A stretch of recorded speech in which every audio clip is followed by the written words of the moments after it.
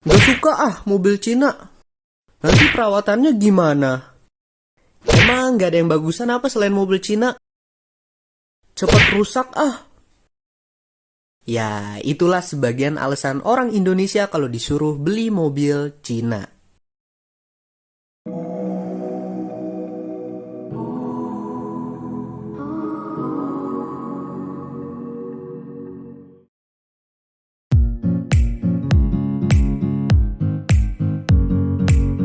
Sebagian orang Indonesia masih meremehkan betapa hebatnya brand dari negeri tirai bambu ini.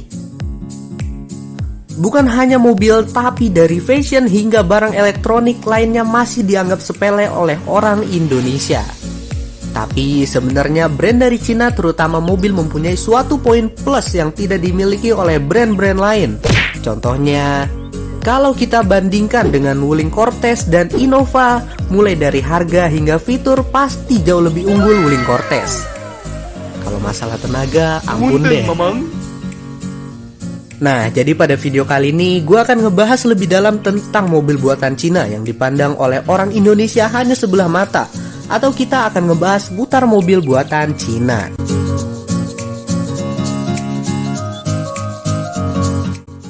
Tapi sebelum dimulai, jangan lupa klik tombol subscribe dan nyalakan notifikasinya.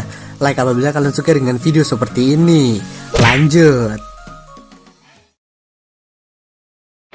Sebelum dimulai, gue mau kasih tahu tentang video ini. Video ini dibuat untuk kalian yang banyak tanya tentang mobil Cina bagus nggak sih? Jadi simak video ini sampai habis.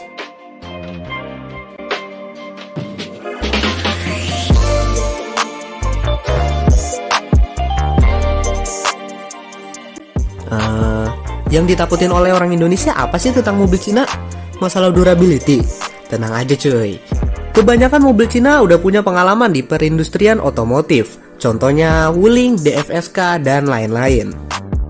Pada tahun 1986, sebelum nama Wuling sebesar sekarang, sebelum Wuling bikin mobil kayak sekarang, Wuling itu dulunya hanya sebuah perusahaan yang bekerja sama dengan Mitsubishi, ya brand asal Jepang, untuk membuat sebuah mobil mini cab, yaitu Liuzhou Wuling LZ110, versi Cina dari Mitsubishi L100.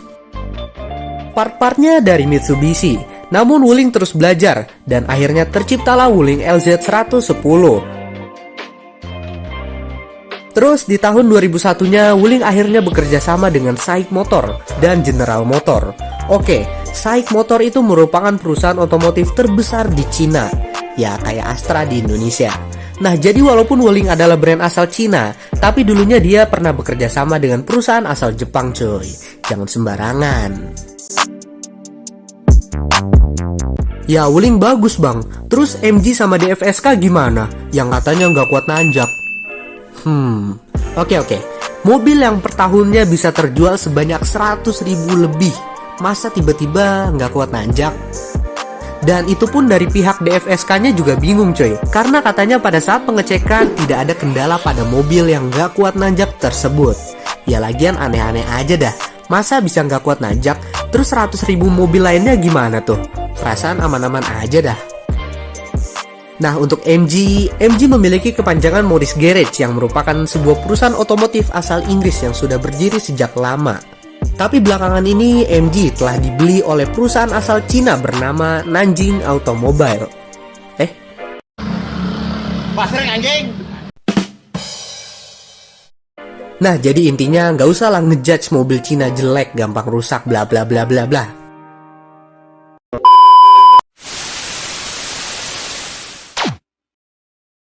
Suka sama Ferrari, Lamborghini, McLaren, Bugatti. Coba lihat yang satu ini cuy.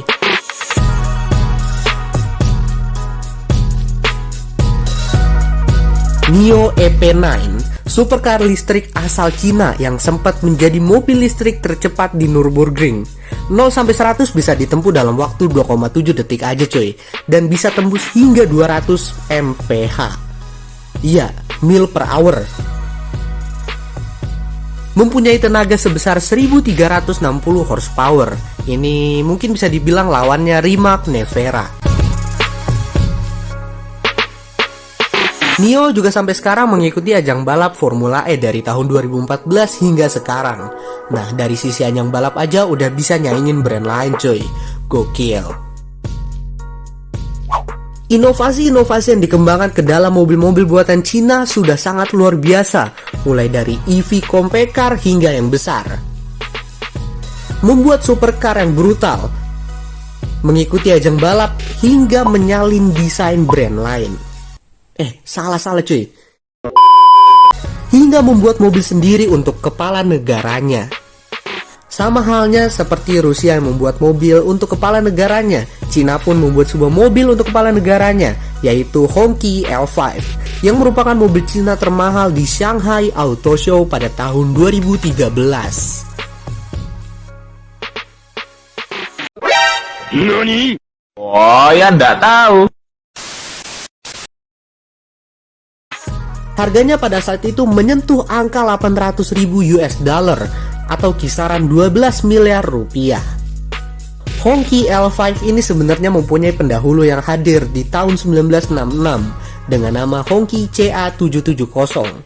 Gile, mobil Cina udah ada dari tahun 1966 coy.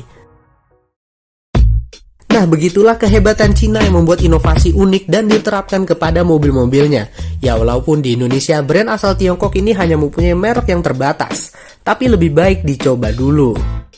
Kalau misalkan ada yang nanya mobil Cina kesukaan gue yang dijual di Indonesia, gue bakal jawab Wuling Cortez.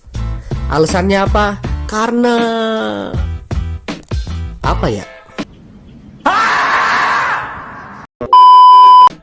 Iya, suka aja cuy.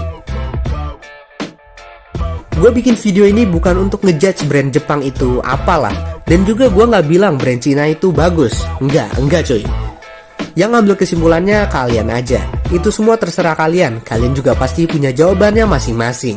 Jadi terima kasih sudah nonton video ini. Kalau ada yang salah atau kurang bisa komen di bawah. Terima kasih dan sampai jumpa di next video.